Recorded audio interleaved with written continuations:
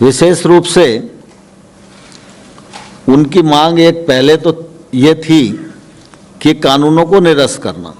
तो हमारा सरकार का पक्ष है कि कानून के वे प्रावधान जिन पर किसान को आपत्ति है, उन प्रावधान पर सरकार खुले मन से विचार करने को तैयार है। सरकार का कोई ईगो नहीं है और सरकार को कोई उन पर विचार करने में दिक्कत नहीं है और हम यूनियन के साथ बैठकर उसको समाधान कर सकते हैं।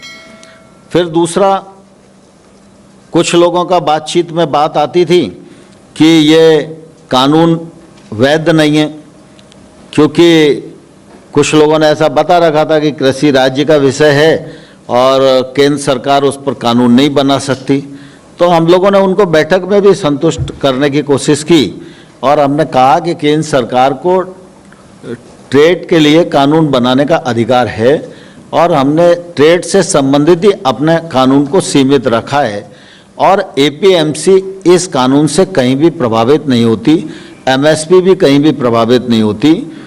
और ये सब उनको बताने की कोशिश की और फिर उनको हमने ये लिखकर भेजा कि केंद्र सरकार को किन किन कानूनों के अंतर्गत कानून बनाने का अधिकार है।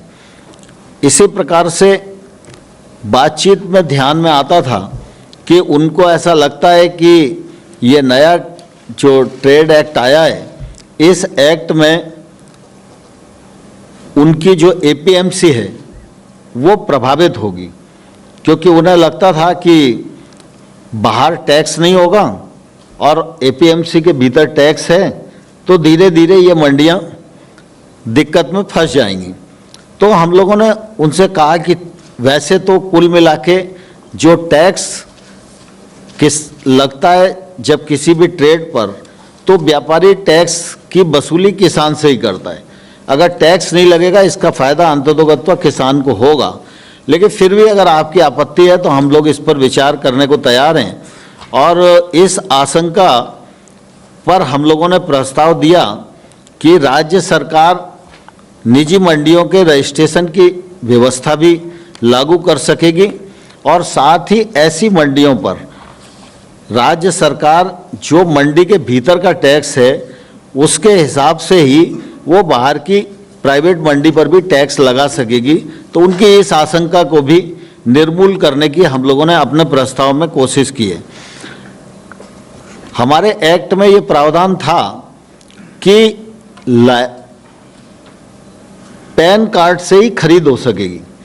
सरकार उस मामले में ये सोचती थी कि व्यापारी भी और किसान भी इंस्पेक्टर राज और लाइसेंसी राज से बच सकेंगे और थोड़ा खुला प्रावधान करना चाहिए जिससे हर चीज़ थोड़ी सी आसान हो जाए। लेकिन उन्हें ऐसा लगता था कि पैन कार्ड तो किसी पर भी होगा और कोई भी खरीद के भाग जाएगा, तो फिर ऐसी स्थिति में हम क्या कर पाएंगे। तो हमने कहा ठीक है, अगर आपको ये आशंका है तो इसको भी हम विचार करने के लिए तैयार हैं। तो इस आशंका को दूर करने के लिए हम लोगों ने प्रस्ताव उन्हें दिया कि इस शंका के समाधान हेतु राज्य सरकारें इस प्रकार के पंजीयन के लिए नियम बनाने की शक्ति उनको प्रदान की जाएगी और जिससे कि स्थानीय परिस्थितियों के अनुसार राज्य सरकार नियम बना सके। यद्यपि इस प्रकार का नियम बने और इस प्रकार की व्यवस्था हो, ये प्रावधान हमारे एक्ट में था। जब ये व्यवस्था जो हमने बनाई थी, अगर इस पर शंकाएं कुशंकाएं उठने लगती तो केंद्र सरकार को कानून में ये अधिकार था कि इस प्रकार की व्यवस्था बनाने के लिए वो निर्देश दे सकें। लेकिन फिर भी हमने इस समस्या को भी उनके एड्रेस करने की कोशिश की। दूसरा उनका मुद्दा था कि आपने विवाद निपटाने के लिए एसडीएम को अधिकृत किया है कानून में और अपील सिर्फ कलेक्टर के पास होगी। हमको ये लगता था कि गांव में किसान के सबसे नज़दीक अगर मजिस्ट्रियल पावर वाला कोई भी अधिकारी है तो वो एसडीएम ही है। बाकी जितनी भी ऐसी संरचनाएं सरकार की हो सकती हैं जहां विवाद का निराकरण किया जा सकता है, वह सब किसान से कुछ न कुछ ज़्यादा दूरी पर होती हैं।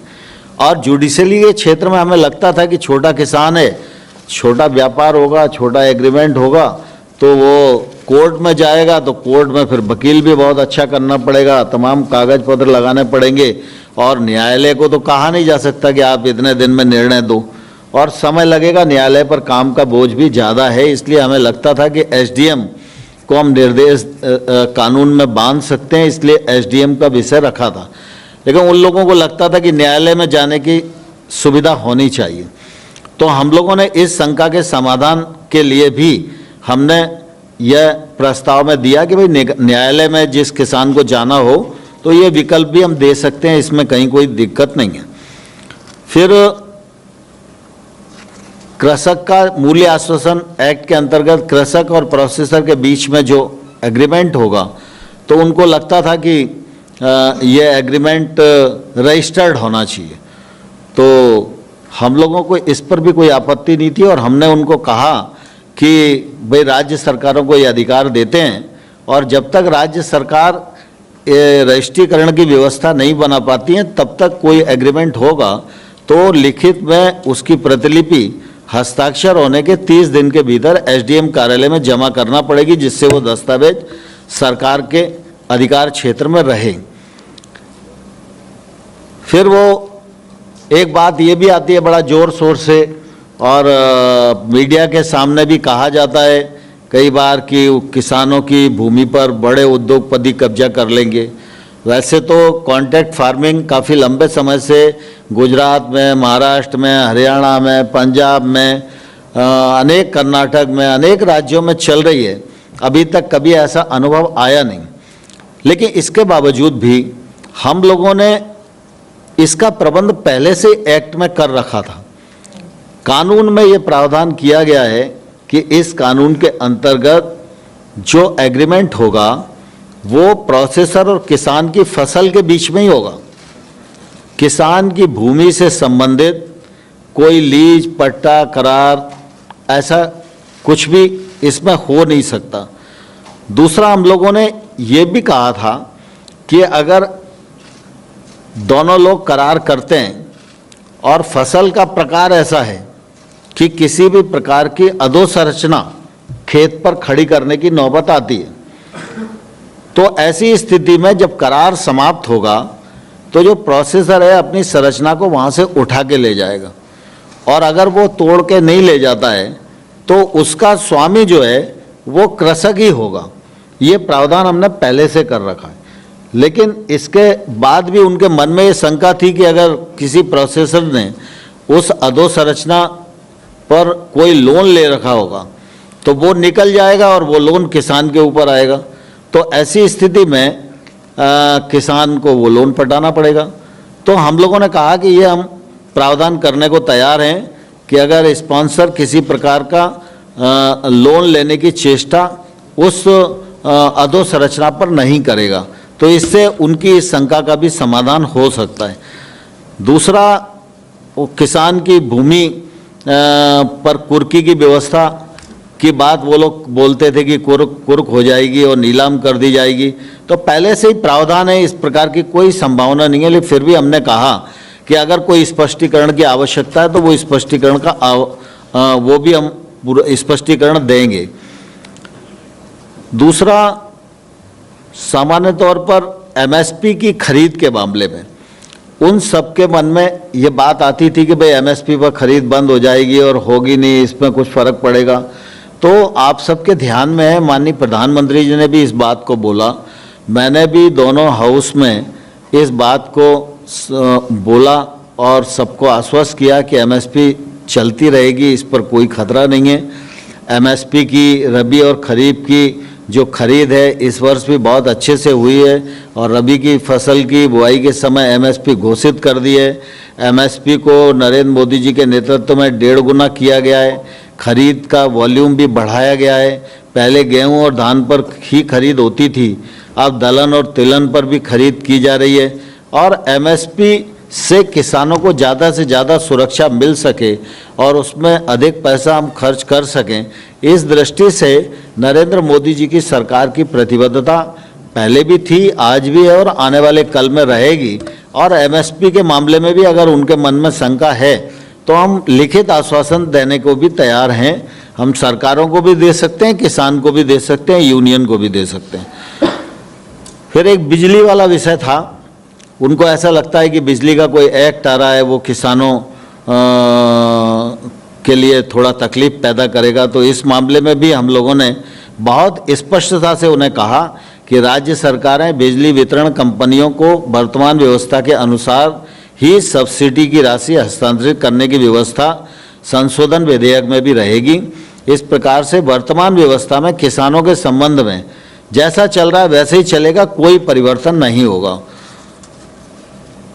Air quality management of NCR ordinance में ये अभी जो ऑर्डिनेंस आया है उसमें फराली वाले किसानों के लिए भी प्रावधान है।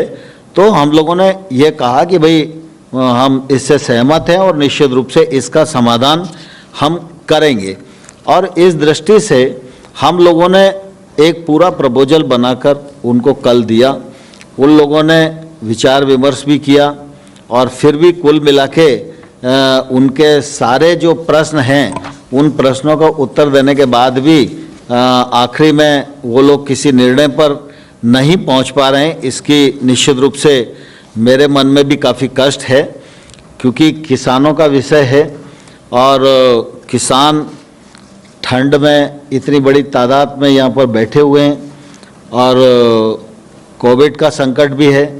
तो निश्चित रूप से हम सब लोगों के मन में भी रात दिन चिंता रहती है और इसलिए हम लोगों की लगातार पहले भी कोशिश रही है और अभी भी मैं आपके माध्यम से किसान भाइयों और बहनों को आग्रह करना चाहता हूँ कि आप सब ने चर्चा के दौरान जो प्रश्न उठाए थे उन प्रश्नों का समाधान करने के लिए लिखित प्रस्ताव भारत सरकार ने आपके समक्ष भेजा है।